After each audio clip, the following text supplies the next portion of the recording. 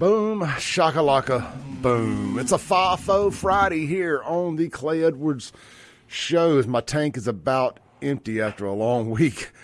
Man, we got Shaun YURTKURAN here in the Men's Health and Women's Wellness of Mississippi for your daily dose of reality radio.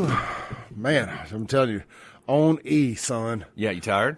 Man, just wore out. Yeah, I know what you mean. It's been a long week. It has. I mean, just working out every night and just being busy. And just exhausted. Like, I woke up this morning and, like, I felt sick. I'm not sick. No fear. You're not going to get sick. No. But it's like, when your body's just like, stay asleep. Oh, yeah. Get rest. And that's where I was at this morning. But I got up. I shook it off. Drank not a 5-hour energy. I drank a C4 or whatever it was in my fridge. I sat up in the bed. Yeah. Like I went back, got the energy drink out of the fridge. I went back to the bed. I sleep with 61 degrees on in the house. So It's freezing, which makes it harder to get up in the mornings. So I normally have like a plan where 15 minutes before the alarm goes off, I'll get up because I'm a weirdo and my mind wakes up before the alarm goes off. Yeah. So I'll get up. I do that too. I'll go cut the air up to 75 just to make sure it cuts off. Okay. Then I'll cut the fans off in the room so it'll start to thaw out a little bit. Yeah. And I'll sit in the bed and I'll wait for the alarm to go off. Then when the alarm goes off at 5:45, I got to get ready. Got 15, 20 minutes to get out of the house, And it was slow motion this morning. We'll just say that. Though, apparently keeping it around 61 is a really good idea in terms of, like, sleeping longer. Yeah. In terms of, like, getting into deep sleep. I've been on this whole sleep thing this week where I've been screenshotting my health app into ChatGPT about my sleep just to make sure, like, how to fix that. Like, you're talking about getting tired. Have you asked ChatGPT about ChatGPT addiction? Yeah, I know. I've got it. I know. It's a thing. Yeah, I've seen it. Right. Yeah. I have it analyzing all this, health metrics all the time lately. That's kind of been my new thing, my new addiction.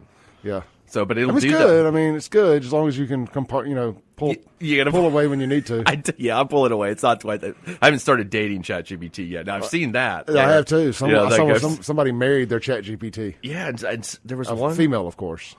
Was it a female? I thought there were several people. Well, the one I saw was a female. Okay. In their ever pursuit of the perfect man.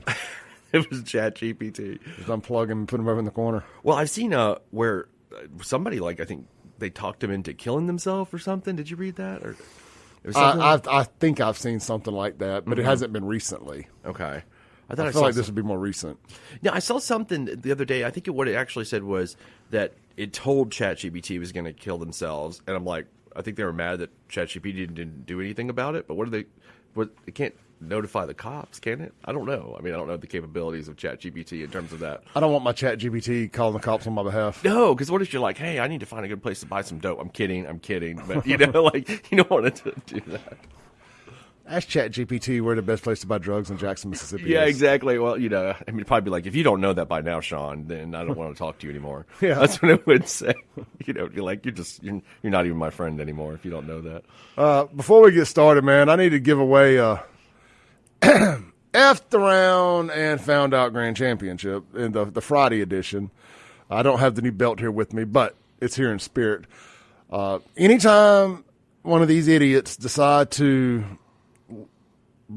go to Pearl and lead the Pearl PD on a pursuit back to criminal safe haven, Jackson, Mississippi, and it does not end well for them.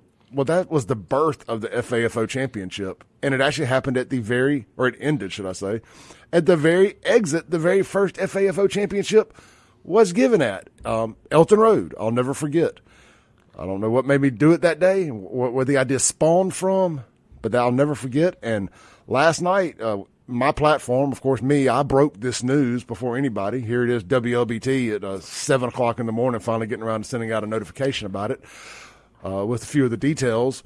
But again, as previously mentioned, as broken by Save Jackson. They never want to give me my credit, but that's okay. We know, you know, I know, he knows, she know, everybody know that I be breaking the news around here. But here's a story from WLBT, otherwise known as a local news source. One person is in custody after Pearl police chase ended in a crash in South Jackson. It happened Thursday night near the I-55 South Frontage Road near Elton, as previously mentioned. Pearl Police Chief Nick McClendon said the suspect, who has not been identified at this time, did not stop until he crashed into a ditch. He also confirmed the suspect's arrest. No injuries were reported. I guess the suspect is not giving his name. He's going to make them find out the hard way. Going to do a little DNA. It is unknown at this time why he was being pursued and what charges he will face. The Jackson Police Department was also on the scene, as was Capitol Police, from what I could tell in the video. Anyway, so ding dong, F around, find out. Yeah, that's for sure. When you get death, taxes, and FAFO when you try to run from Pearl PD. Yeah, I tell you what, the good thing about the FAFO championship, you're never going to run out of people to give it to. That's endless. Like it's not going to be one of those things where like I don't know what to do with this anymore. Yeah, it's always a new person to give it to. I mean, there have been some like lately. I get a little bored with it. That's why I'll go weeks without doing it. Yeah, there's so many. It is. It becomes like a participation trophy. Exactly. After a while, you're because it was initially for people who ran from the cops and wrecked. Yeah, like that was the nexus of FAFO. And then it turned into every time somebody got arrested for something very egregious. Yeah. And that is as well FAFO, but like I think the spirit of it is people who ran from the cops, particularly people who ran from Rankin and or Madison back into Jackson. And they found out that the suburban police departments don't have a no chase policy. Right, for sure. And neither does Jackson now, from my understanding. And that's a good thing overall. I do understand that some negatives can come from that if somebody T-bones somebody and something happens. I've dealt with that a lot. That sucks, but man, it sucks. It does. That is the cost of living free. Yeah, I think the issues I've had with it when it's been someone that like shoplifted or something like that, and like I've seen that a few times where you're like, okay, wait a second, do we really need the full high speed chase for that? Yeah, some issues. Yeah, I mean, look, it's just a different opinion, but I don't know if we need it for like if it's a kind of a misdemeanor shoplifting, I'm okay with not doing the high speed chase. Here's the problem, Shaun. It's if they're running for that, what else are they running for? Well, something got warrants or something out for sure. Yeah, I know what you're saying. Felon in possession of a firearm.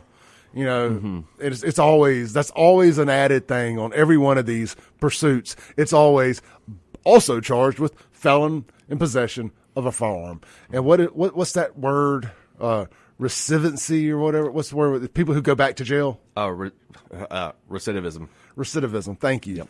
It's always the recidivism of somebody who is a felon in possession of a firearm committing a crime and going back to jail. Mm-hmm. Like every time somebody kills somebody in Jackson, they're also charged with felon in possession of a firearm. A lot of times. Yeah, rarely is it a never before felon committing a murder in Jackson. It's like a 16-year-old sometimes you run into that. You're sometimes really young. And now they'll be a felon. Yeah, then they'll be a felon, right? Yeah, so generally speaking, that's one of the reasons why I don't have a problem with the pursuits. And look, it will probably be one of my family members one day who get T-boned, and this happened right where my parents live at Elton Road.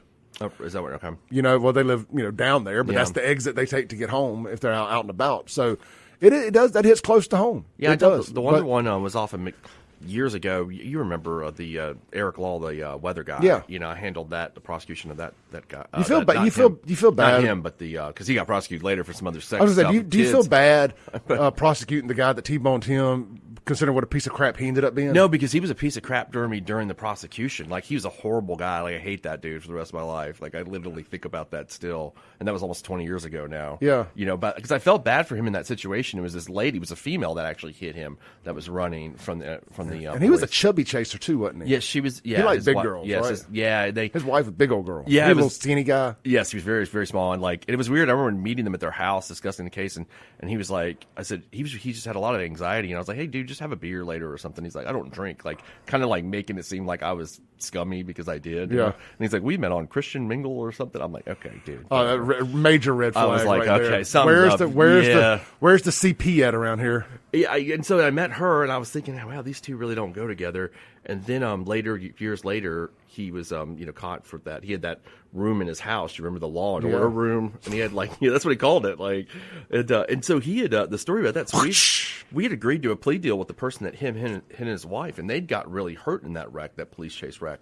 And the officer actually followed all the protocol, and he was a nice guy. And and they got up during the plea hearing and had Burt Case come out there and say that the DA's office is screwing me. We didn't agree to this, which they had agreed to it, and just wanted to make a like a public show of it. So after that, I just harbored all this animosity towards him. And then a few years later, when he got busted for having sex with a kid. I was like, oh well, karma, man, it sucks. Yeah, man, I didn't like Burt Case. You did? I didn't. I only met him a couple times, but I know he's a legend around here, and he's passed away. We're not supposed to talk about people, but he did a really nasty story on us one time downtown at the club, and I don't remember what it was exactly, but I didn't find it amusing. Mm-hmm. So then from there on out, anytime I would be downtown and I would see him on the corner doing a story, I would stop and just hold my horn down. It was like, F you, Burt Case. Was it just a negative story about the clubs or something? Yeah, something. I don't remember. Something that had happened one night. It was the Girls Gone Wild adventure, whatever it was. I think I remember that now that you the local media made such a big deal out of the time we brought the Girls Gone Wild bus to town. Yeah. And it was like, bro, do y'all think they have a bunch of naked women on the bus that they bring town to town with them? Like, no, the locals shed their morals for the night and come be Girls Gone Wild. That's how this works. Yeah. They get a free shirt and a free hat, and they lose all sense of morality. It's like Mardi Gras, Yeah, exactly. It's like, how much will you show for a $2 trucker cap? Yeah. But have you ever seen I'm sure you have because you're in the business, but generally I don't know that I've ever seen like positive articles about nightclubs. There just rarely is. Like, it's like, oh, look at the nightclub bringing all this, positivity to the community. Like, they just don't do this feel-good stories. But then on the flip side, you can't go into any of these little ultra lounges without finding the WLBT crew, or I'll just use them as my example, at one of them. Like they all hang out at bars, but these are different. These are lounges. Yeah, I've seen. These aren't clubs. Or when they're like a new type of lounge that says, for example, like they serve like these mocktails and they make a big deal without alcohol. That's like the new trend. And look at what they're doing right now. This is so inventive. I'm like, it's a bar without alcohol. Like, it's called a coffee shop. We used to be that's like, what do I want to go there for? We used to be a whole proper country. Yeah. Bars had alcohol. You could actually show up and leave with a girl you didn't know when you got there. Yeah, that was in the old days, right? Yeah, like you actually had to have a little game and go present yourself. And it was kind of like speed dating, right? Mm-hmm. Back then, sure. It was basically speed dating. You pretty much had about 15 seconds to make it count. Right. Make the introduction count. Don't fall on your face. It's no different now than creating a good viral reel for TikTok. Very similar. You got about 3 seconds, or people are going to zoom on up to the next one. They're going to move. And I heard it's like that's not the. You and I have talked about this before. That's not the practice of dating anymore, where like you go pick up women at the bar the same way we did when we were younger. No, I have younger daughters in their early 20s, and we've talked about this, and they won't talk to a guy. Thank God. Yeah. They won't talk to a guy unless they were already like following them on Snap, or there's always that. They're not meeting strange guys at the bar, and that's what I've read too. They don't do like that. This generation. There's got to be an introduction. There's got to be something. Each other on Facebook or Snap or something. Snap. It's usually Snap with this generation. It's usually Snap. That's what I keep hearing. Well, Snap is weird because how do you meet people on Snap? I thought that you got people Snap once you met them. Like I thought Snap was just honestly, and I know that different generations use it for different things, but 48-year-old Clay. The only reason I have Snap, or I have you on Snap, is you're sending me naked pictures. That's what I thought it was for. That's what I thought it was for, too. Other than that, what is it for? I didn't know either. I honestly, that's what I was thinking, the same thing. So if you screenshot it, they know you screenshot it. Yeah. But what you don't know is I'm over here with my iPad taking a picture of it. Yeah, that's what I really thought. Taking a picture of my phone. That's what I thought the purpose of it was, pretty much, because they think it goes away. Yeah. That's what else why wouldn't I just text you? Yeah. Why do I need another texting app? I know there's so many other. There's Facebook. You could do it on Instagram. You don't. Is the phone number a line too far? Yeah. Hold on, now you can't have my phone number. Like now that's personal. Oh, you can keep the naked pic that way, so they don't want you to do that. So they're thinking that you're not. Yeah. That you're not smart enough to grab the iPad, like you're saying, and just take a picture. Yeah, not that anybody's ever done that. Like there's not apps to screenshot without you knowing. Yeah, exactly. Because there are. I'm not saying I've done it. I'm just saying I know. I have a friend who's now deceased that told me about it. Yeah. I'm not going to say his name. I ain't going to talk about him because he's deceased. But he's the one, and this was 10 years ago. Mm-hmm. He's like, yeah, there's an app that just did, you don't have to worry about it. Oh, I didn't know about that. I didn't go that far. I just thought that was the purpose of Snapchat. I didn't know it was to communicate, Yeah, I was like, it's communicating, but in a different way. I was thinking. Well, what I did have learned, because I'm ever promoting myself. Mm-hmm. I am a self promotion HO No, I almost spelled it wrong. WHORE. Yeah. It's still the 7 o'clock hour. We got kids in the car. Right. So, I'm always using it to promote. So there are like community feeds. Sure. So you can post and anybody can see your stuff. Like I'm in one called Jackson Got Action. Okay. And like it's like a public feed or whatever. So I can post, like if I'm posting a story, I can pick private story for like people who just follow me, or I can pick like that's the public story that I can post to. And so I'm promoting the show, promoting FAFO shirts, stuff like that here and there. But I don't do it nearly as much as I should. But, come to find out, Gary Vee was talking about this the other day. He's a really good social media guru, promoter, marketer guy. And he was talking about Snapchat. There's a different feature on Snapchat now. I forgot what it's called, but it doesn't cost money to use, and it's getting a lot of organic, big reach. Really? So we need to look into that. Yeah, All right, I'll check that out too. let's take a break real quick. When we come back, weak men create hard times. Am I saying it right? Yeah. We'll just leave it at that Something instead of like me that. butchering the whole thing. But we got an update on this, and somehow Eric Erickson's Trump derangement syndrome is showing again. Eric Erickson is a never-Trumper, Lincoln Project-esque, air quotes in the studio, conservative blogger that is blaming everything on people not having kids. We'll be right back on The Clay Edwards Show on a FAFO Friday with Shaun YURTKURAN back in the studio 2 weeks in a row. Yep. Having a good time. Don't go anywhere. Rip the knob off and hit share if you're watching on the live stream. We'll be right back.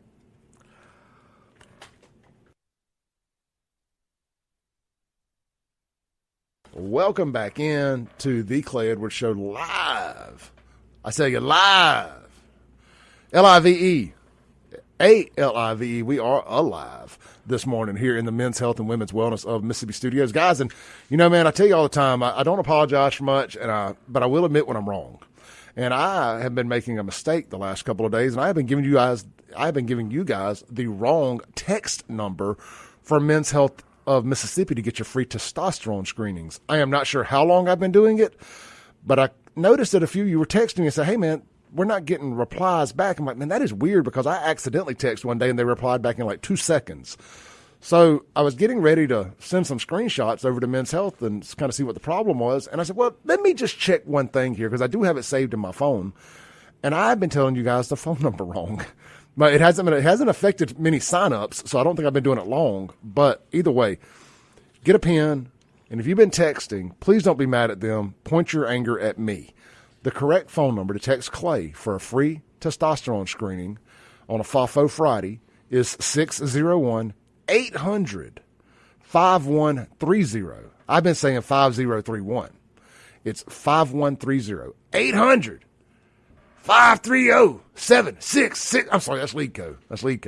This is 601-800-5130. I can't do it. Yeah. Let me try it again. 800-5130.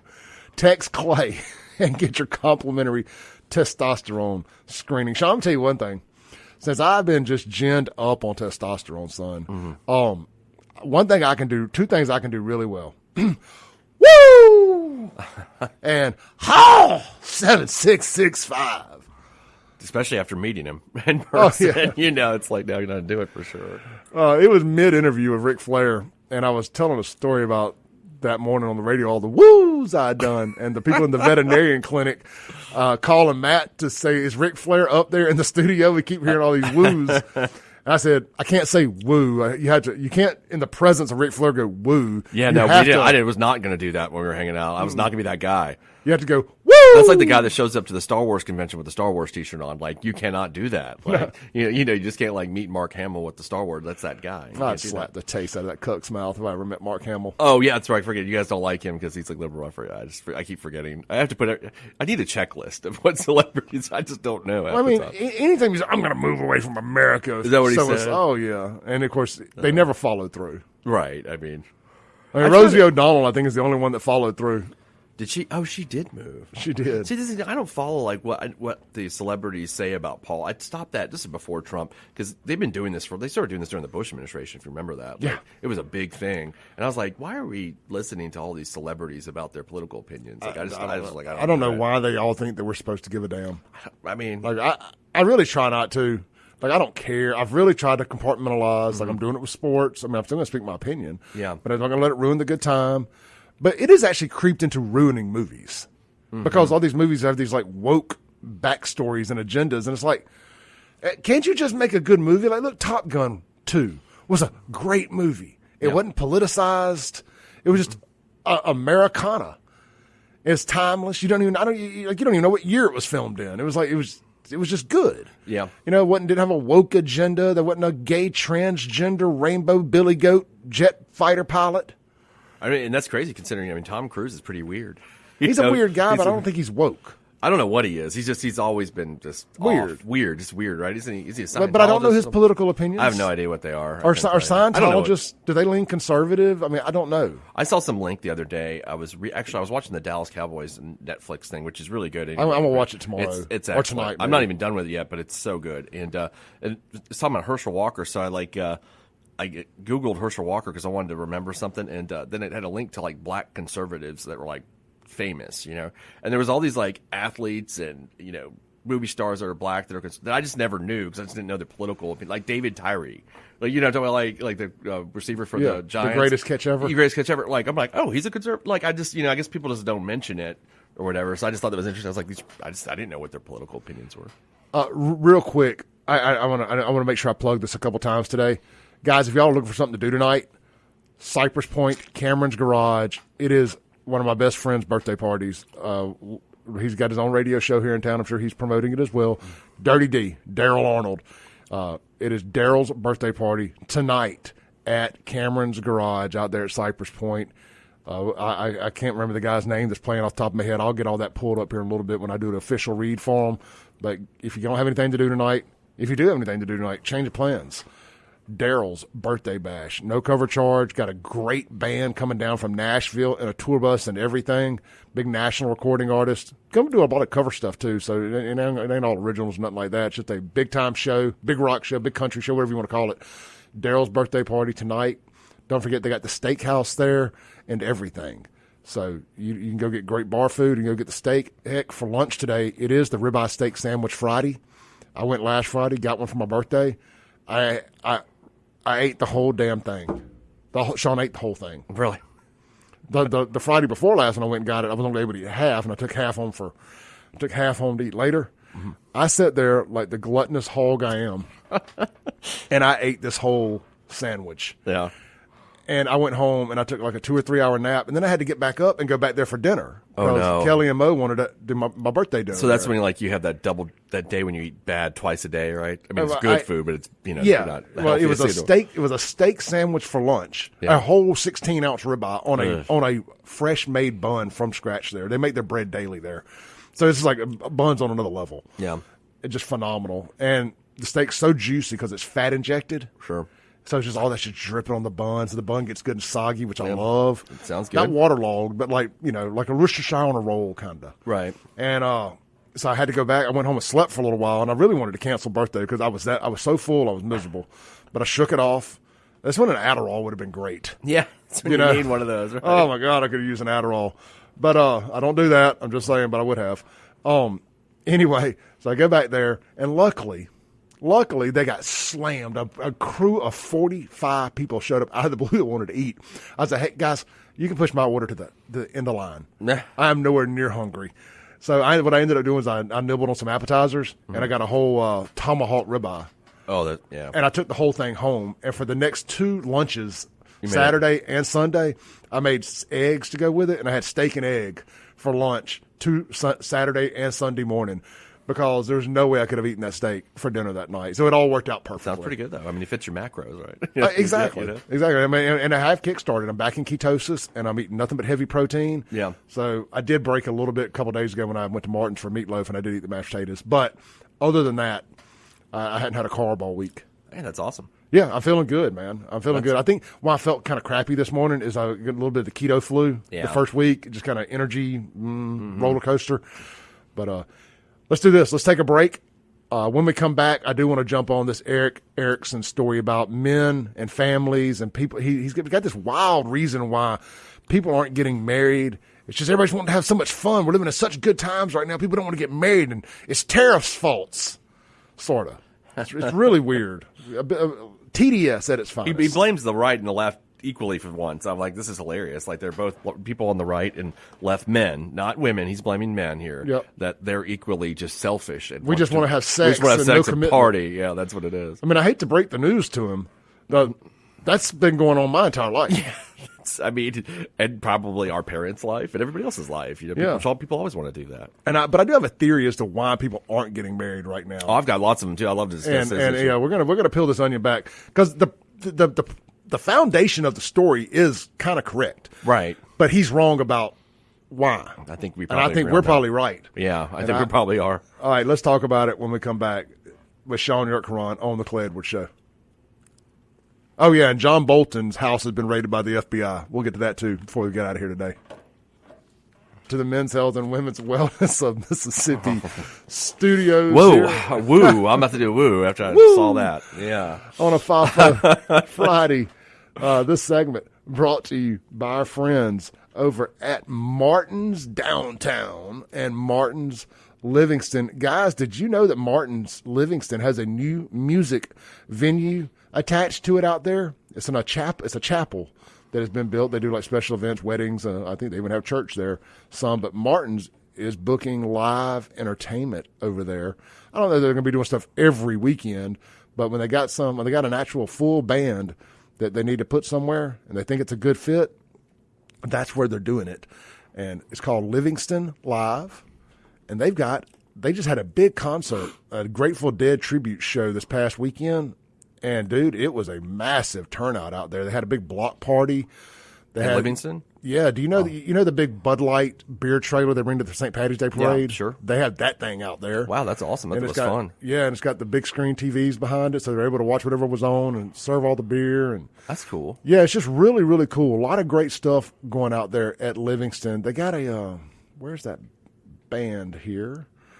Give me 1 second here. I thought I had it pulled up. Livingston Live. Here we go. Livingston Live. The band is coming up on the 23rd. Is that this Saturday? Is that tomorrow? The 23rd? Yeah, that's tomorrow. Tomorrow. All right. Sorry about my unprofessionalism there, guys. So they got Goodbye June with Carrie Hudson and Dan Raza.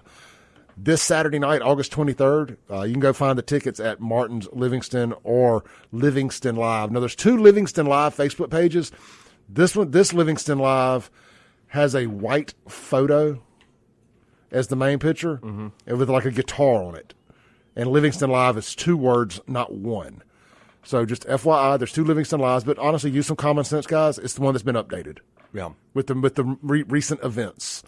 But don't go over there and show up to try to get in Martin's. I think the show is there. It's around the corner at the chapel. Same property, though. Just park wherever you can park and wander over there. It's right across from, like, that cool little Briar Patch bar and the Noble Barber and all that.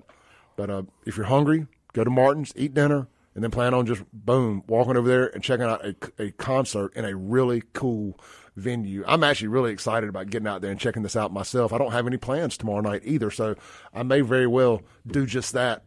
But look, if you can't do that and you're hungry today, it is a fried chicken Friday on the blue plate at Martin's. Everywhere else has fried fish. Nothing wrong with fried fish. We're going to tell you about a couple of our sponsors that have fried fish for lunch today. But right now we're telling you about Martin's. So if fried fish isn't on your the top of your list, fried chicken can be. And they got it at Martin's. Swing by, see them today. Downtown Jackson since 1953 and Livingston since last year. Martin's. All right, Always Shaun. go there. I'm going to pass you the baton. Tell us about this Eric Erickson article. Okay, so I got an email. Clay and I are on this email. We get an Eric Erickson email, we'd say every morning, right? From a friend of ours, a good friend of ours. And, Kingfish, I'll call him out. And he likes Eric Erickson a lot. And sometimes I like the things Erickson has to say, not all the time. But, I know Clay doesn't like him at all, I don't think, but for most of the part. He's not wrong all the time. I just don't generally like him. I think he's just he's a neocon. He's probably upset that John Bolton's house got raided. He's a Bush Republican kind of guy. I would think I think that probably fits. Well, he was talking about hard times create strong men create good times, and good times create weak men. And the gist of the email is that men on the right and the left are putting off getting married or getting married at all or having children because they want to have a good time. They want to have sex. They're not worried about anything but themselves. They're being selfish and all these things that's why we have this negative birth rate that we do right now, is because it's all men who are being very selfish and not understanding that families, stability, and sacrifice are the bedrock of communities. And it just goes on and putting on guys being selfish.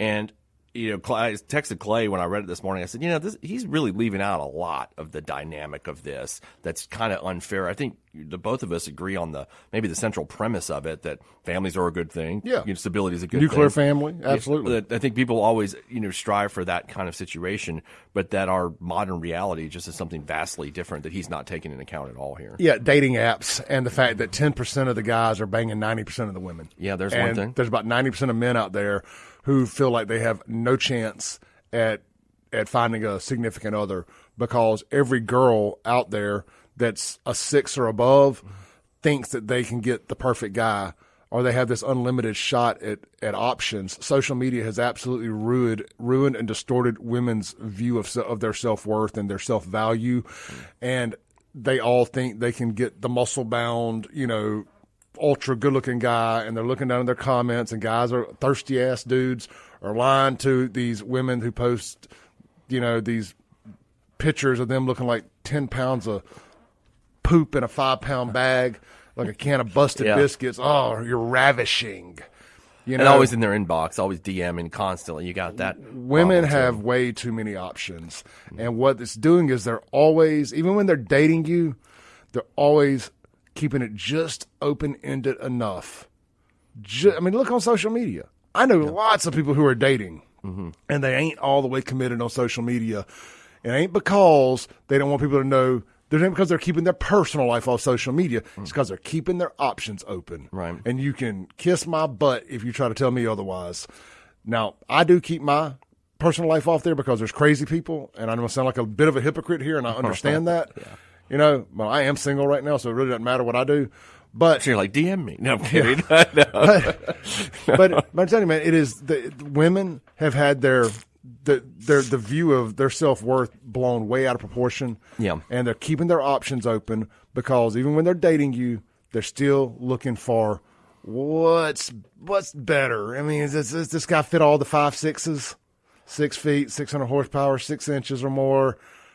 6 figures in the bank account. Is it 4 6s? I forget what it is. There's a whole thing, something about sixes. 6 feet tall, 6-figure bank account, or 6-figure income, 600 horsepower. Which only represents like 15% of men are 6 feet. Well, it goes back to, I read that not long ago. It goes back to my thing about 10 to 15% of the guys are banging all the chicks.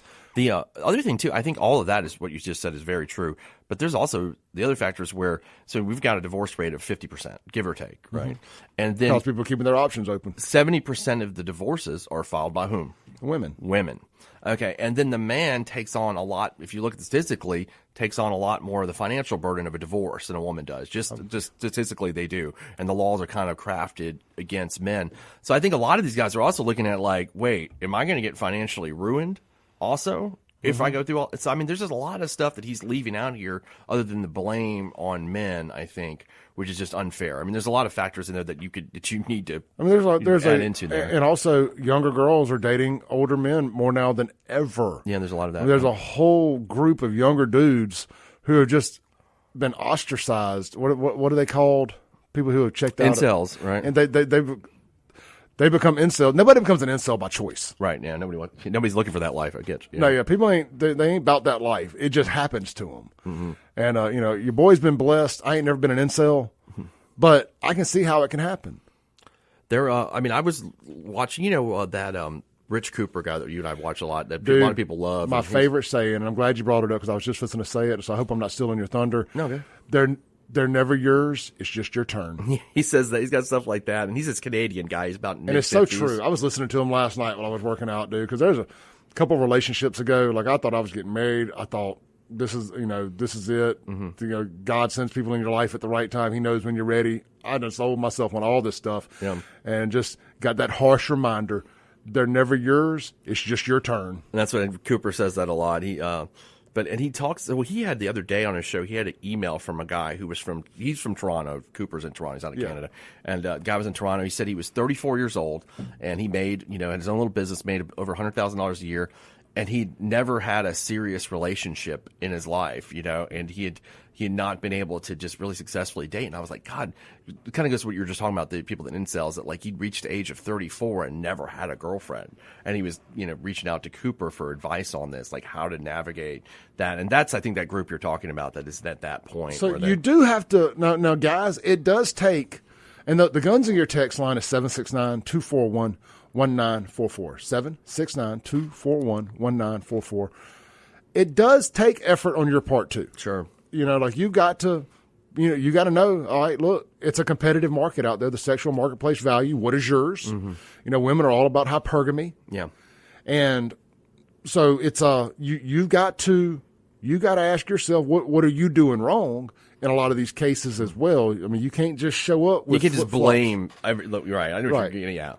Which is what Erickson's doing here, blaming only men. Yep. I think the blame goes around on both sexes. I think there's a lot of that. I think there's a lot of blame to go on both sides for this. There's also a lot of miserably married men out there. Right. I'm guessing Erickson is one of them. I'm gonna guess he probably is. That it's like Democrats who got vaccinated and are mad that other people didn't. I'm glad that's a great analogy. I was just thinking that about like where that's like the right's vaccine push, because I see a lot of, like, Ben Shapiro does it too. Where like, oh, you're just going to be happy if you're married. Like they're always pushing it on men, like saying like you're not. They guilt you. That's the only reason I got married at 42, 43 years old. That's so true. Because I felt, gosh, I'm doing everything right in my life. I'm going to church. I'm doing this. I'm doing that. I'm not, but I feel like a sinner being at church, not married. Mm-hmm. And then so I ended up settling. And this ain't her fault. Right. By the way, this is me. I did this. This is my fault. But I felt pressured by society that here I am, 40 years old, and I've never been married. Yeah. Had never really been in a stable, long-term relationship, with anybody that I would have wanted to marry. You know what I mean? And, well, with the exception of one. But other than that, so that's the only reason I got married, because of people like that guilting you into, when are you going to get married? When are you going to get married? Oh, my God, you have kids and you weren't married? I mean... Yeah, like most people. Right. Over. By the way, over 50% of U.S. births now are out of wedlock, so it's completely normal. It's not like it's something. That's right. I think that's on the right. That's really bad because it's people on the right push because it's religion. We have these guys that are miserably married that want you to be miserable too. They're jealous. They're living vicariously through you because you're out there being able to do whatever you want to do, and that sucks to an extent. Like, oh man, you're living your best life. You get to go do all this stuff whenever you want. But I think deep down, even the guy that's doing that does wish that he was married and had his person. Sure. Right? I think that's true. I think all human beings kind of feel that way. And then I think that people that have been married for 20 years live vicariously through a guy that gets to go do whatever he wants. Everybody wants what the other one has, I guess, kind of the situation. And there is no happy medium. No, that's true. There truly isn't. No matter how hot she is, no matter how attractive he is, whatever, you get tired of sleeping with that person. The new wears off of that, and you really got to love them. And even when you do, the new still wears off of it. We got to take a break. We'll be right back.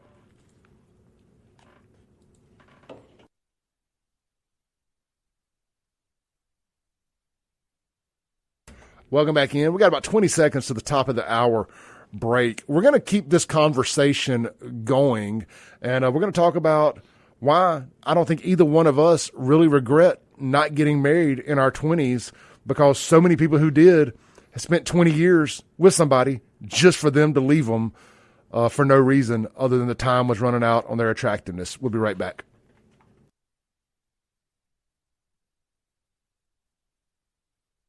La Dynamite. It's hour 2 of the most incendiary morning show on the airwaves anywhere in this country.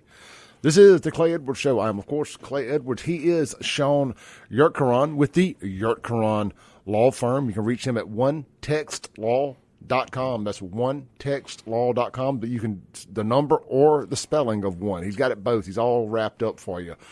He thought about it in advance. Shaun, tell him a little bit about yourself. Yeah, as Clay said, you can reach me at onetextlaw.com. I run the YURTKURAN Law Firm, primarily focusing in criminal defense, DUI, drug possession, murder, all the good stuff. FAFO Kidding. champions. And I do a lot of personal injury too, car wrecks and whatnot. If you're involved in a car accident, give me a call. I can help you out, and I'd love to hear from you. And you can text my number 601-862-1320. That's the office line. It actually receives texts. I respond to those, or Lindsay, who runs the phones, will respond to it, and we'll get back to you on the weekends or the weekdays. So just visit us at onetextlaw.com. I like it. Love having you. Shaun is a partner on the show and a co-host of the show here on Fridays. So we love having him, and he's such a great legal mind, such a great political mind. He does lean left, but he is a very common sense dude, and I wish we could get back to having more people left of center like Shaun in the country, and I don't think we'd be in the situation that we're in, but as life goes, right? Right. Shaun, real quick, what's for lunch today at some of our sponsors? McBee's. It is a fried catfish Friday over there on Lake Harbor Drive. And, man, I had some of their catfish the other day. It's nice and crispy. You know, Shaun, I like my fish fried a little hard. I like to be able to pick it up and it not break. Yeah. I like to be able to hold it and it not break because it's going to be crispy. It's hand battered. It's not frozen. It's Mississippi farm-raised catfish. Good stuff. Their shrimp is also Gulf of America shrimp. It passed the secret test that they did around here a few months ago. McBee's was one of only like 13 local restaurants that passed that test. The food is just so good there, man. I'm glad we did the sports show there last year because I wouldn't have been reintroduced to it. You know, it's excellent. It really is excellent. And I think that I'm going to do a few episodes from there again this year. I was talking to Michael. I know we're going to do a lot of live stream stuff. And you don't have to come, but I'm going to go set up some myself and do it there. I just like being in the environment. It's nice. It's a lot of fun. It is. And then being able to eat lunch there and stuff and watch a little football. I really enjoy being around people like that time of day. Yeah, it is fun. I mean, that Saturday morning, it's in the smell of the fall air, Saturday morning, a beer, it's great. It's always something to look forward to. It really is. Y'all swing by there. They just put a new 100-inch TV out on the patio. I saw that pictures on Facebook. I was like, wow. I just lost the PP measuring contest. Yeah, but get over there, see Michael and his team today. See my Fran, Christy behind the bar, and all the other great servers and bartenders there. Amy and others, great folks, man. They're blessed to have a good staff over there. I'm telling you, they really are. And then the people you don't see back in the kitchen.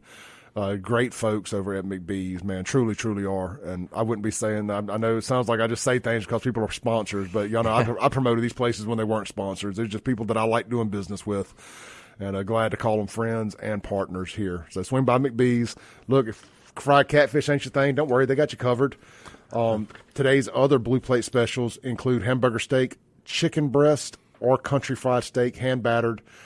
And, of course, they got the full menu available. I like the club sandwich, and I love the red beans and rice. I'm actually meeting a friend of mine over there Monday. I've been talking about the red beans and rice so much. She tagged me in a post on Facebook. It was like, are we going to meet there Monday? We are. We're going to meet. She wants the red beans and rice, so I'm going to take her. And I owe her a lunch anyway because I accidentally drug her in some Facebook drama last month unintentionally, so I owe her lunch. And so I'm going to make right on that debt, and she's going to get to enjoy some great red beans and rice. All right, Shaun, YURTKURAN. Let's pick this conversation back up. Yep. We're talking about women, hypergamy, dating, women never being satisfied and deciding that their sexual marketplace value is running towards its end as they get closer to 50 than 40, abandoning their 20-plus year marriages because they're like, I got a little bit left in the tank. Can I get anything better? Because they're never satisfied. Right, yeah. You know, and then they get out there in the harsh realities of the dating world and they realize that you're nothing more than I can't say it on the radio. You're nothing more than just a box. Yeah, you're just a box for a lot of guys, and no matter, and you end up ruining, walking out on a man that loved you, a family that you had built, a life you had built together, the investment in your home, all of that stuff because you thought, I'm getting close to 50 and nobody's going to want me after 50, and let me just absolutely nuke the life that I built. For maybe something a little bit better, maybe a guy that's maybe in a little bit better shape. You know what they say about swole mates? Why don't you and your husband join a gym together? Yeah. You know, that is the one couples that make it, Shaun. The workout couples? The workout couples. Yeah. Do they ever break up? I don't know. You know, I've got as long as they're working out. We've got a few of them in our CrossFit that I go to, and they all have been together for like a long time. It works out. They all work out together. Yeah. So I'm actually didn't think about that. That's a good point. Now, if she starts going to the gym without you, That's a problem. That's a major red flag. But if he doesn't go to the gym at all, then that's a problem too, right? If God doesn't work out, you're like I didn't think about it that way. That's a Like if guys start working out without the wife, it's just so we can make her happy and we're trying to keep her satisfied. Like we would never start working out because we're planning on leaving a relationship. I don't think so either. I don't think that's a man thing. And it sounds like I'm being sarcastic, no, but I'm you're being not. dead I know what serious. you're trying like, to say. That's like we don't think ahead enough. No. Like women plan more than we're just kind of like, huh? What? I'm just trying to work out because I want to keep you happy and make my happy wife Or happy I just life. like working out. It's something I enjoy doing, and right. It's not. Yeah. I'm lying. In the back of my mind, I'm thinking, oh, this is my eject button, and when she leaves. Do you think guys do that? I don't know. Do they? Or when I get rid of her, I'm going to be ready. I'm Usually not it's getting like caught slipping again. They're stuck there like super overweight and just sitting around the couch. I guess maybe they were taken by surprise. When I was planning for my divorce, I knew. Mm-hmm. I mean, I knew a year before. But I lost that weight. I got in shape, and I wasn't single 3 months. No, I was like, I'm not doing this now. I'm not getting caught slipping. That's funny.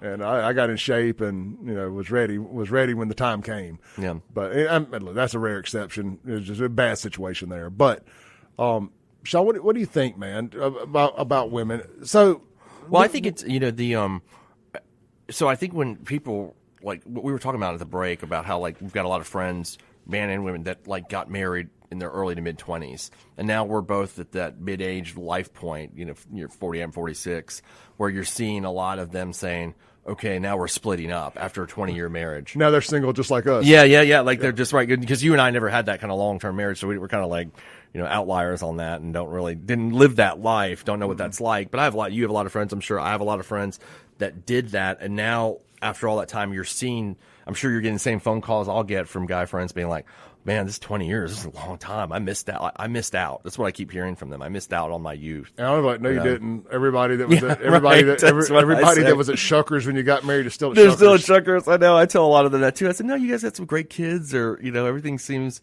wonderful and whatever. But they've always they have this big I missed out kind of philosophy in their head. That's the common theme I always hear. Yeah, and I mean, look, I always missed out. I hate that there's never going to be that one woman that's associated with me. Like, I was thinking the other day, I was driving, I was like, the one thing that kind of sucks is, like, everybody's got that, even if they're divorced now, but everybody's got that partner that they're associated with, like Clay and whoever. Yeah. And it's going to be like, well, Clay and, well, what year? What year? In 2007, Yeah, and then you just never know, man. And so it is sad in a sense. But then I look at my friends who built a life with somebody, and then it got nuked for whatever reason. And that's the thing, because then you got to do the rebuild, which is very difficult. And I'm putting this on men and women. Like both parties have got to rebuild their whole lives, and that's very difficult when you're in your mid 40s. You're just restarting when you've had all this structure and stability, and then now you're rebuilding your life. But I will say this: I mean, if you're legitimately unhappy in your marriage, don't stay in it either. Don't stay and be miserable. But if you're quasi happy and you're just feeling like you missed out, and women do not believe your social media comments. Mm-hmm. Like, I honestly think that when you get married, I know this is going to sound weak, I think you should have joint Facebook account. Really? Because I think that the social media, the ability to connect with people, and the ability to always have options and to always be looking for something else, even when it's not good. I mean, I know what you're saying. It's not good. It's not. Social media is wildly unhealthy for healthy relationships. I did want to say, to get your opinion on this. I've thought about this for a long time, but this is before social media this existed. The divorce rate has stayed relatively steady since about 1990. It stayed about 50%. Mm-hmm. And I feel like what we're not doing as a society is having a conversation on why that is. Instead of that, we're still pushing people like Eric Erickson here is like, you got to get married, you got to do this. Instead of like, why don't we have the conversation of why it is a 50-50 chance it's not going to work? Well, marriage is an industrial complex, for one thing. It's a huge business. Yeah, but I'm saying, like, I agree with on that, but I'm saying, like, why don't we have a conversation how to fix that problem instead of ignoring it? Which I think, because, like, okay, if I were to say to you, like, hey, Clay, I bought tickets on this Delta flight. Let's go to Miami this weekend and hang out on the beach. By the way, though, the flight has a 50% chance of crashing. I mean, what are you going to tell me? I ain't getting on the plane with you, right? I mean, I'm that's not what you're going going to plan anyway. But, No, but I'm I know saying what you if- mean. yeah, you wouldn't do Well, that. Remember during COVID, the green M&M thing? Yeah. Or the poison M&M? The people that were for vaccines or against, depending upon your depending on your argument. Like the right would say, I hate turning stuff into a vaccine. I should have just kept my mouth shut, but I've said it, so I got to finish this thought.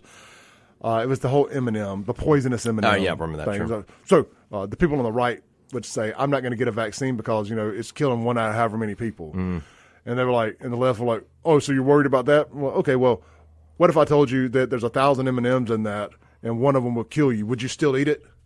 No, see, I wouldn't. Right? Exactly. If there was one, I would not. Right, me either. Yeah, and that's how I felt about vaccines. and that's like, why that was a whole terrorism argument where I think Dick Cheney made that 10% chance. Right. I mean, I hope my analogy worked there. no, I understand exactly because I was coming up with different ones for the if there's a chance of failure, I will probably just not take the chance. But poison does have that great line. It's like better, you're gonna die. It's better to have lost at love than to have never loved at all. Right. Well, I mean, if someone told you were going to start a business and you're going to have to put a lot of money and effort and time and years, but you had a 50-50 shot of it working, you'd think about it or figure out a way to make those odds better at least. And that's probably being kind, saying a 50-50. It's probably I bet you it's probably like an 80-20% chance. Most of the time working. it is. Yeah. It's tough. I mean, but we don't have a conversation. People don't, society doesn't have a conversation about why it's such a high divorce rate and what we can do to fix that. Instead, it's like, oh my God, you didn't get married yet. And they're pushing people towards, like you're saying, the industrial complex of it. And instead of saying, hey, look, here's the things we need to do to fix, the modern society definition of marriage. And we don't do that. We're just like, Let's take a break. I want to say this so we're committed to talking about it when we come back. I want to talk about the different things that men and women look for in a spouse, where women are beauty objects. yeah, that's true. And I don't care who it is. Women are beauty objects, and men want attractive women on their side. And you need ones that are good people too, but it is a beauty thing where women, it is a hypergamy thing, and it's a man that can be a provider. It's more than just looks when they're talking about somebody they're marrying. Yeah. And I want to talk about that because men, we don't necessarily care if you have a college degree or not. And women, it's like, well, are you the CEO? It's not a checklist thing for guys. Right? No, as long as she's hot, let's go. Yeah, that's true. And women, I mean, it's just unfortunately we're actually the stupider sex when you think about it that way. Yeah. Because they're thinking about things that actually provide stability and matter. We're thinking about just superficial stuff. Yeah. Now, when they cheat, they're doing the same thing. Right. All right. We'll be right back.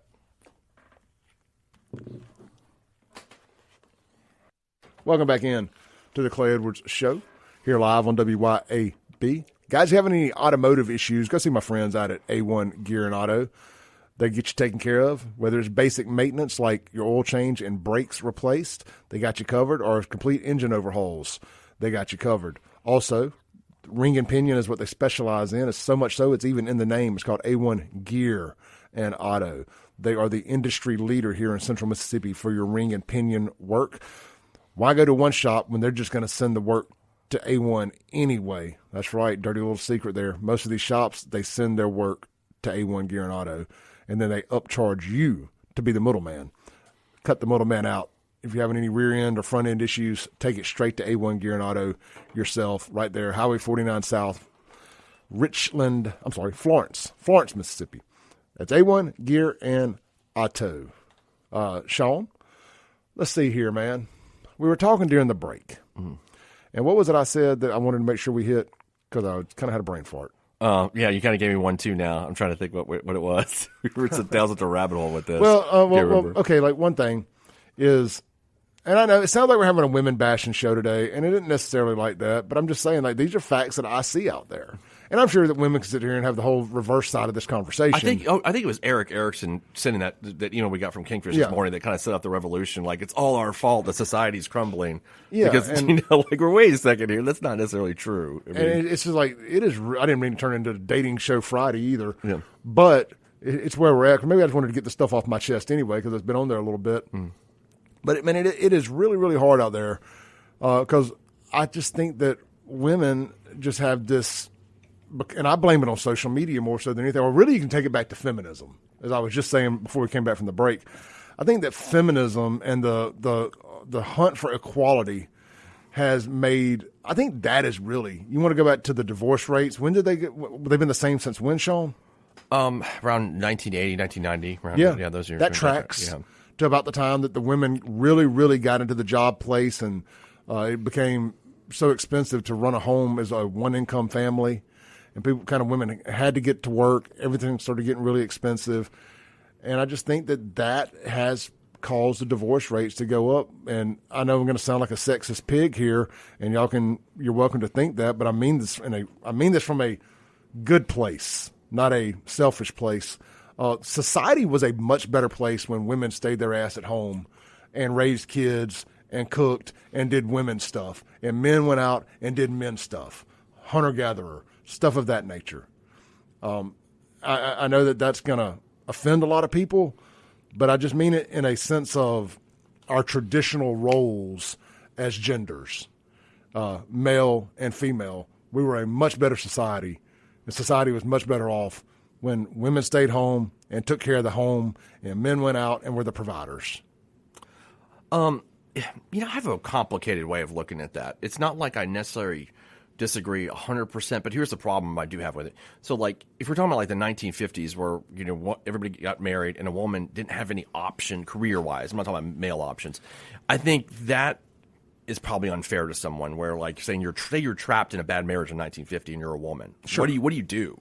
Like, you're financially trapped. Like, and that's like, say he's abusive or whatever. I understand what you're saying, and that's kind of that's my issue with that specific narrative on that, I think. Yeah, well, I mean, I get that, and you're not wrong. Mm-hmm. Yeah, women should be able to be self-sufficient, and leave a bad situation. Yeah, absolutely. That's what I mean. But I am still going to say that I think the society was overall in a better place when we were more focused on actually the nuclear family, and the woman was at home raising the kids and doing that while the man was out being the provider. That being said, in a perfect scenario. Yeah, I mean, I think if the world just worked, and you're right, it was that would be everybody's ideal. I think so. I think men obviously don't have a problem being the ones that go out, most of us, but 90% of us. We have found this too, and I know we got into an argument with Lindsay about this one night on the live stream, and we were like, just leave. Mm-hmm. She's like, well, you can't just leave. Like, well, yes, you can. It's like the women now have more opportunities than ever to leave bad relationships. There's lots of red flags along the way, and they choose to stay in those bad relationships. Well, he's not going to hit me again. It was just that one time, and they somehow find a way to blame it on themselves, and he won't do it again, and all this stuff. I mean, Shaun, like I said, man, they got more options and availability to leave bad relationships now than ever, and they choose to stay in them. Yeah, I mean, but I would say with the domestic violence, like I've just handled so many domestic violence prosecuted on that side. I think a lot of them just get indoctrinated into it, where they feel like they just are stuck, like they can't get out. It's its mindset you deal with. Like I had this one case, I think I said that on that live stream. The longer you stay in it, you feel like that. Yeah. But the first time he hits you, you're not stuck. You can get your butt out of there, and you choose to stay. Yeah, the first time my sympathy dwindles. Yeah, I mean, I think if it's the first time and you're like, I don't know what the woman's history is either. Like, was she beat by another guy, or was she beat by, you know what I mean? Like, is she used to this? There's a lot of things that go into that. Like I think I told you in the live stream, I saw one case I had where the lady showed up to my office with like these bandages all her arms covered, and the guy had set her on fire. Yeah, and she was begging me not to prosecute him. And I bet that wasn't the first time. No, I mean he literally lit her on fire. The abuse didn't start with a fire. No, and it just. And I told him, I said, ma'am, I cannot just let this guy go. I just can't do that. Yeah. I mean, he set you on fire, and it's not just you; it's what he's going to do to the next person. Like that's my responsibility here. I bet that just killed her, knowing that there could be a next person. Yeah, I mean, she thought about it then. I said, he's not going to stop. I mean, I meant like it hurt her feelings that there could be a woman other her. Yeah, because she was that important to him right now. Yeah. I mean, he does this because he loves me, Shaun. Yeah, unfortunately, I burnt the meatloaf. It really is a lot of the same story in those situations where it just, I think there's a lot of reasons why women don't leave. It's just hard to narrow that down in one thing. There's just it's very complex. I've heard it all. Yeah. By the women that eventually leave, I've heard it all. Well, we built all this together, and I didn't want to have to go buy another house, and I didn't know what to do, and this, that, and the other, and it's like, yeah, but it inevitably came to that anyway. Yeah, I mean, because the thing is, and I think the central premise of it is, if a guy's gonna put his hands on a woman, there's no fixing that. You know what I mean? There's no fixing that person. Like, they're gonna continue to do that. I mean, I'm sure you and I both had relationships through our lives where we've been mad enough to be like, man, I want to, but like, you've never done it because you're like, that's just something that if you're a normal guy, that's just an off limits thing. I want to make sure that I say this because I understand this is a very complicated topic here. Yep. I am not victim blaming the woman that is being beaten by a piece of crap man. He is a piece of crap, and he deserves to be thrown under the jail and to be treated by people in jail the way he treated the woman that he touches. I want to make sure I'm very, very clear about that. I'm not taking the men's side here. I'm just telling women out there who fool themselves into thinking that it was only once. He won't do it again. He will absolutely do it again. And this is something I teach my girls all the time. I'd rather see you stay single and be cat lady in your 50s than to be in a miserable, abusive relationship. Oh, yeah. Just don't do that. Know your self-worth. There are places to get help. You have to talk to people. And I know there's a shame, too, involved with being in an abusive relationship because you don't want to tell anybody. Yeah, there's a big shame. Then it looks like, oh, there she is again, making bad choices with men. Yep. That's what I'm saying. Like, they're so complex. I wish that we did a better job of educating younger women about this than we do. Because it's and maybe, of course, I'm kind of blinded by it because I've seen it so much on both sides, whether it's prosecution or defense. I mean, it's a pervasive problem that we have in society where men do attack women, and we don't there's just not I don't feel like there's enough awareness about it to prevent this, because the eventual result is either they eventually after some beatings get out or they end up dead. That's usually what the results are. It's like one of two things that happen there. I mean, it's never, and I'd say that end up dead thing is a very common thing. I've prosecuted enough guys that have killed their girlfriends or wives. I can't even remember all their names. They've been through that, So, and that's because it usually starts with a domestic violence situation that escalates into that. Sure. Sure. Like I said, something I've been passionate about and I've tried to raise money for, and I would like to see more government money spent on, and I don't like government money being spent on things, but something that I do think that we do a piss poor job in this state of is provide women with a landing strip, so to say, abusive relationship exit strategy, because that is out there. Yeah. And there are a few facilities, but they're very, very secretive about where they're at because men are absolutely crazy. There's some, not and they'll go drag these women out of these facilities, and when I say pistol whoop, I don't mean literally pistol whoop. They mentally have these women pistol whooped into thinking that they have to come home, and that's just, dude, there's some crazy men out there. Some psychos. It's so true. That's why I love that on this domestic violence stuff that the women. The choice isn't hers to make on the charges, right? It is up to the prosecutors. Yeah, they can. The way the law is, they can. They can try to drop. The state doesn't have to drop it now. Practically, that becomes, if they're not going to testify, then it becomes hard. Obviously, because you need evidence to convict somebody. Right. But yes, it's not. It's up to the state to actually drop it. Now they can request it, obviously, but it's like I don't talk about domestic violence stuff on my platforms, like particular cases, because it's such a polarizing thing, and because the women usually end up changing their minds on these things. And there's also false accusations of domestic violance. That happens, yeah. A lot. I've represented a lot of people in those situations, too, like on this side. I mean, it's unfortunate.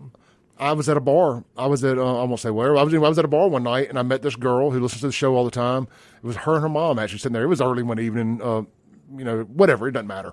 But she was telling me all about a friend of hers who had just been beaten in this terrible relationship, and she wanted me to talk about it and all these things. And I just wasn't going to do it because I don't talk about it for this very reason. Within 48 hours, I got a message from that same girl I met at the bar. This is please don't talk about that. The whole thing was a lie. Oh, God. It didn't happen. Yeah. I was like, well, I wasn't going to because of that very reason. And then Clay Edwards gets sued because I called some guy a domestic abuser. Yeah, it's not a domestic abuser. So it's like people who, this is a complicated thing here. It's like the women who make false sexual assault accusations. And then there's guys out there that actually sexually assault women. Yeah. But these false accusations with no recourse on the women.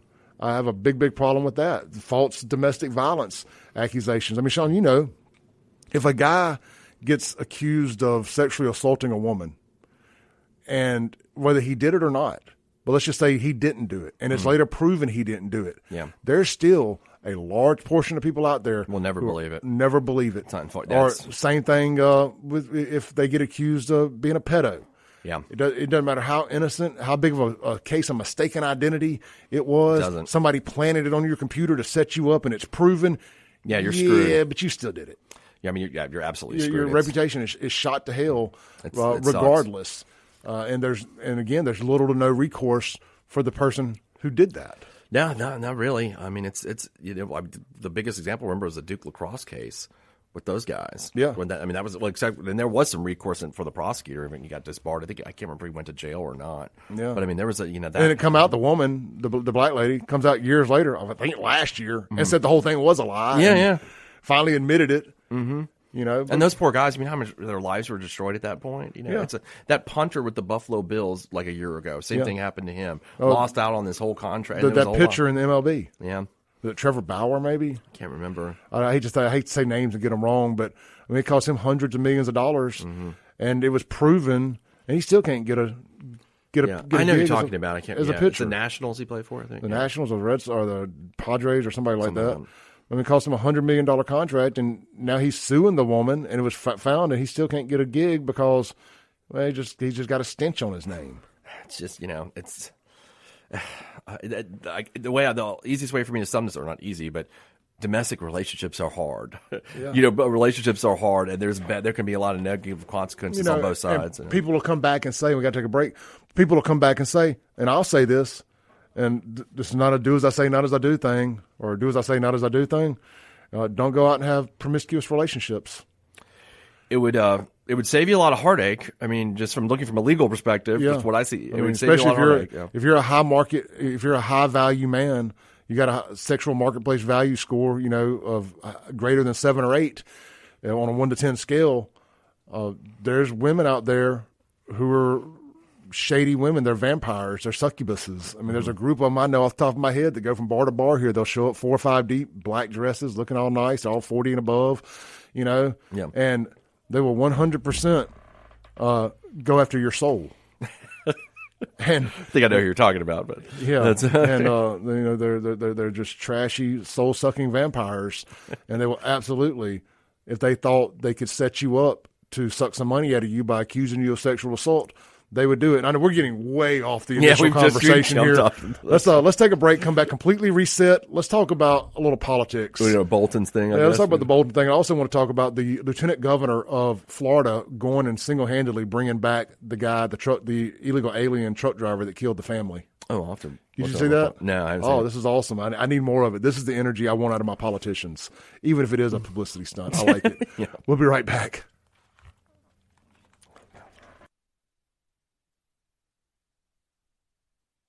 Welcome back in to the Clay Edwards Show here on a FIFO Friday on 103.9 FM WYAB. We're live in the Men's Health and Women's Wellness of Mississippi studios. Lots of text messages, lots of comments on the previous topic. The Guns and Gear text line, 769-241-1944. Get out to Guns and Gear this weekend and buy some guns and gear. From Hunter and the team. Shop them online, gunsingear.co. That's gunsingear.co. Or go visit them right there on 51 in Gluckstadt, Mississippi. That's Guns and Gear, your home of no-limit ammo. Yes, sure, it's easy to get ammo right now, but when it ain't, remember Guns and Gear, because another time is going to come. They're going to try some foolishness again at some point if the Democrats ever get back full control. They're going to like to lock us down. They like to lock us down. If the rhino Republicans get back in charge, like Tate Reeves and people like that, they love lockdowns. So anyway, I digress. Get out to Guns and Gear this weekend. Buy some guns, buy some ammo, go shoot some stuff. America, baby, America. A quick question, man. If I was to put together a little event out at a gun range, some friends of mine are opening up a new gun range. We're going to be telling you about that starting next week. It's out in Morton, and it's got a big hunting lodge out there. It's a really cool place. Would you guys be interested in the opportunity at about $100 a head to come out and partake in what I'm calling bullets, beers, and barbecue? We'll get one of our great sponsors, Burgers Blues, maybe somebody like that, to come out and do a barbecue.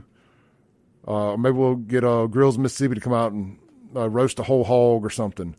And you get an opportunity to shoot some really rare, fully automatic guns, some 50 cal, some 1,000-yard rifle shooting things and do some really cool stuff. Ammo will be provided. Everything will be provided. If you want to spend a little more money and shoot more than what's provided, you can. In fact, the option will be there to spend some more money. Like I said, 150 a head is kind of where my head's at. It'll include all the drinking. It'll include all your alcohol. It'll include all your food. And it will include all the ammo, for a reasonably good amount of shooting. And, of course, you can bring your own guns as well. Is that something you guys would be interested in if I booked that? I was talking to Tyler Tharp about it yesterday. I think it's something that I want to pull the trigger on for a Saturday in the fall, maybe when State and Ole Miss don't have a home game or something like that. I think it could be fun. And it's got a whole lodge out there. We could even arrange staying out there if need be. I don't know. I'm just thinking about it. I think it would be fun. Just a dude's day. We could even do Bullets Boobs barbecue and beer. We could have some hot chicks come out there and serve the beer. When's that going to be? Yeah, I'm not opposed to any of these things. Again, so I don't know if that's something y'all may be interested in. Let me know. I'm kind of floating it out there. It's going to be kind of expensive because, well, it's expensive. I'm not trying to make any money on it. I just don't want to pay for it. I don't mind paying my portion, but I think we're going to need about 25 people at around $100 a head to make it make sense for all parties involved. So just let me know. But I would like to do 50, 75 people. I think, have a nice group out there and really show up, show out, and have a good time. All right, anyway, back to the conversation at hand. I think we've kind of been to the end of the tracks on the abusive relationships and stuff. I don't know how we pivot from that. We're just gonna. So I appreciate everybody for that. And I know I'm probably leaving that looking like a complete a-hole to all women out there, and it's not like that. But this is just the men's point of view. This is what we see through our eyes, and there's not a woman sitting across from either one of us, so we can kind of be honest about this. Yeah, I mean, thanks Kingfish for sending the Erickson. I don't know what Erickson was doing by trying to provoke. He wasn't even picking. I know he's kind of a right influencer, so he didn't just attack, but he attacked both. He's like, I'm just gonna make everybody angry. It's both the right and the left men. We all basically. Why don't you just say all men? We all men suck. Yeah, I mean, so the initial premise of it for people who were just tuning in was there was an article basically blaming men on the left and the right for just wanting to have sex and have a good time instead of doing the hard work and getting married and being focused on a relationship and all that. I don't think there's any man out there who doesn't want to wife up the right woman. I think that's I think that's most people's goal, right? Because I remember coming out of my marriage and I said I will never get married again. And the first girl I dated out of that marriage I fell in love with and was absolutely ready to get married again. So it didn't work out like that, but I think that all men, it's our natural instinct to want to get married and want to be with the woman that we love. What happens is you don't find that woman. And I'm not going to be with somebody. I tried that when I got married. I did not love my wife. But I liked her enough that I said, well, maybe this is what love is like in your 40s. I'm being dead serious here. That was the conversation I had with myself. So maybe I just don't know what love is. Maybe that real, love that I had experienced in previous relationships, maybe that just doesn't exist in your 40s. Maybe a switch flips and you just got to look at marriage as a business thing and not like true love. Yeah. And that don't work, homie. Yeah, no. And also, I think the other thing, I understand this personally and I've read this before. Like, if you've been through a marriage before that's failed, right, or relationships, by the time you're 40s, you're a pretty experienced person in regards with relationships with women or men, vice versa. So everybody's got the expression is everybody's got their hand on the gun, because I don't want to ruin what I got. Talking about my home, my things I've built, and if I do this, if I merge into some couple in my 40s or 50s, I got a chance that could break apart at an older age, which is a lot. When you're 30, you can just kick off some dust, go sleep on a cot, and have a few roommates. It ain't no big deal. It's like when you start smoking crack in your 40s. Yeah. People will forgive you for falling off the wagon in your 20s and becoming a drug addict. Mm-hmm. You become a drug addict in your 40s, that's who you are the rest of your life. Right. Regardless if you got clean or not, you become a very high-risk individual. I don't know, you got addicted to drugs late in life. You don't have any discipline. This is a risky scenario, which most women think to themselves, oh, I can fix him. Yeah. You actually become more desirable in the sexual marketplace. I was just thinking, women love crazy, high-risk dudes. I got divorced. I had this house in Madison. I was 33 years old, and it was tough. But all I did was, I had to sell the house real quick because I couldn't afford it without her income too. It was just don't ever buy a house when you base it on two people's incomes. That was the lesson I learned from that.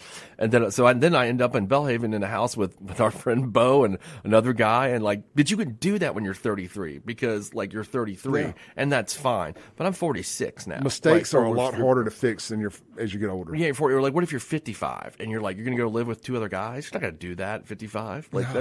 That would be ridiculous. I can't imagine having a roommate now at 46. This is my roommate. Dude, my previous girlfriend, her and her son moved in with me and my daughter, and I just realized real quick that I have worked really, really hard the last 7 or 8 years to build the little life that I have, and I like my space. Yeah. And this is really, I'm just going to take the blame here on this thing. It's really just me needing my space and me kind of understanding I don't think I'm built to live with anybody again. And I damn sure don't want to risk what I have built to share that space with somebody that I don't feel like is the one. Yeah. And then you're just, and then risk losing it all. Yeah. That's the scary part because you're not that young age where you can just. And even if you do think they're the one, are they? Are they the one, or is it just your turn? Mm-hmm. You don't know. And that's a lot. Again, that goes into the whole financial risk where you're that's a lot of risk. And then remove the financial risk. Dude, the what it does emotionally to go through a bad breakup later in life, it hurts a lot worse because you know that time is running out. Yeah, that's true. That's And he's you're man, do I have it in me to do this again? I got to do this again. And I think that's why we joke around about single cat lady. But I think, you get your heart stepped on enough times, it'll turn you into single cat guy, single dog guy, single cat lady, whatever, single animal lover. Yeah. Because at least the animal, until they die, ain't going to do you wrong, and they're excited to see you every time they see you. That reminds me of my dad. My parents bought it. They got a new dog about a year ago, puppy, because their dog's 13 now. And I was like, why did you get the new dog, Dad? He said, well, when the last dog died, it hurt us so bad that we wanted to, when this one does, we want to at least have another dog because I can't take at this age. I can't take that kind of emotional pain anymore. He's 76. Yeah. I get that because the older you get, it is harder. Any kind of emotional pain, your dog dying, losing a spouse, that is a harder. When Bird died, man, I broke down and cried. Yeah, she died right in front of me too. Unexpectedly had a heart attack, spinning around in circles. Because she loves seeing me so much. When I come home, she got all excited and had a heart attack right there in my foot. I broke down crying. I think that's probably what ran Allison off. She saw me cry over my dog dying. Thought I was a weak man. When mine died when I was 40, I couldn't get off the couch for 3 days. I was distraught about it. It's hard. Shaun sent me wind chimes. Oh, that's right. Because I know how it sucks, man. It did. All right, we got to take a break. We were going to talk about politics and somehow completely didn't do it. We'll be right back to land the plane for the day. Y'all don't go anywhere. Online, we're going to talk about politics for y'all for about 3 minutes. Don't go anywhere. Radio, rip the knob off.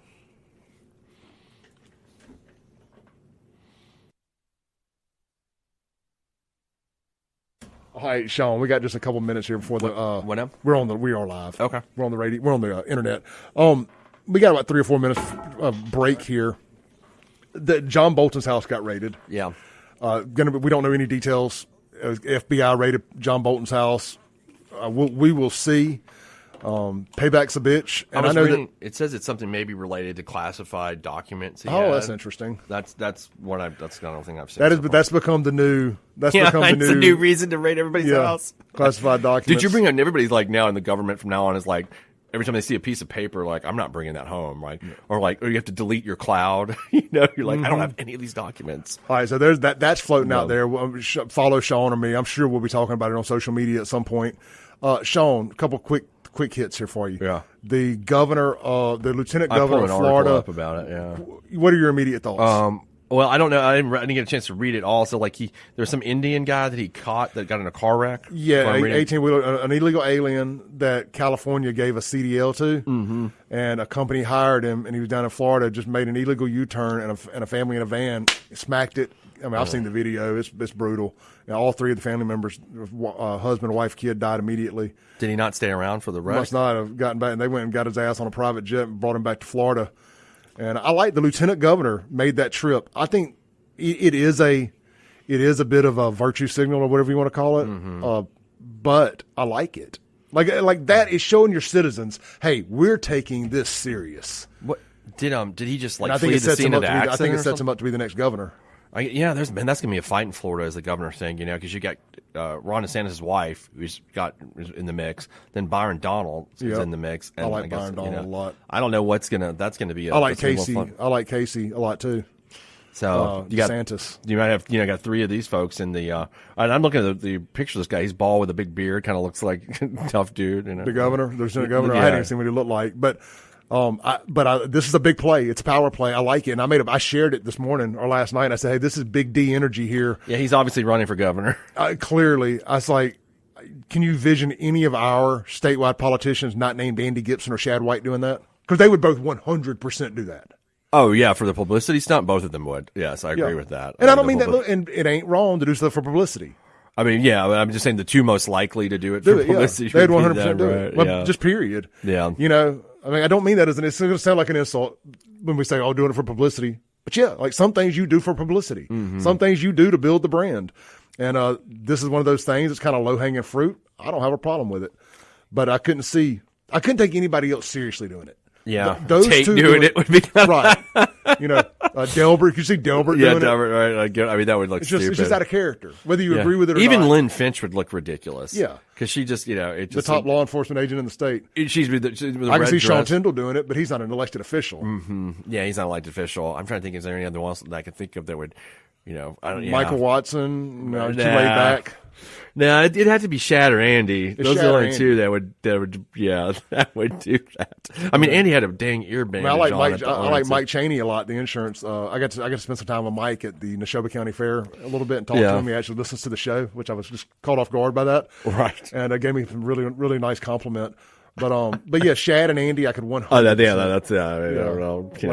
There could be an illegal alien in Moscow. They'd go over there to get him, Like they'd be like, and he'd be like, I found him on the mountaintop, He was, that's the way. Me and my Bible, we were just there, and lo and behold, here comes the illegal. Yeah. I mean, all right, we're getting ready to come back from break. Y'all hang tight for just a second.